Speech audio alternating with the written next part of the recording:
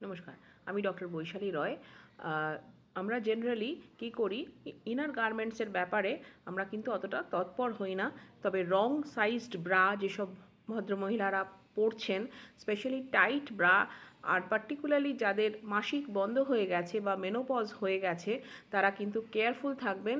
সঠিক সাইজের ব্রা পরুন, কেননা যদি ব্রায়ের সাইজ ছোট বা বড় হয়, স্পেশালি যদি সেটা টাইট হয়, তাহলে কিন্তু সেটা নানান রকমের সমস্যার সৃষ্টি করতে পারে। এক তো যারা পেরিমেনোপজাল বা মেনোপজাল, অর্থাৎ যাদের মাসিক বন্ধ হওয়ার মুখে বা মাসিক বন্ধ হয়ে গেছে, তাদের এমনিতেই গা হাত পা ব্যথা খুব বেশি হয়, যেহেতু ইস্ট্রোজেন কমে যায়, একটা হরমোনাল ডিসব্যালেন্স হয় শরীরের মধ্যে।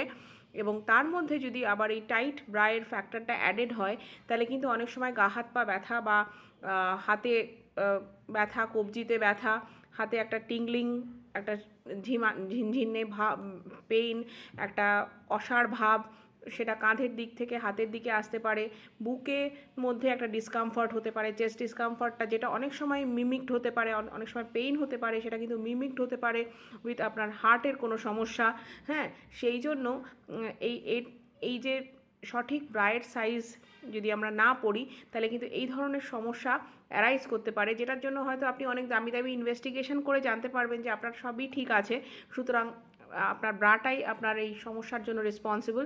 সেই জন্য it's better that you go for a properly sized bra. Tight bra তো অবশ্যই নয়। Thank you.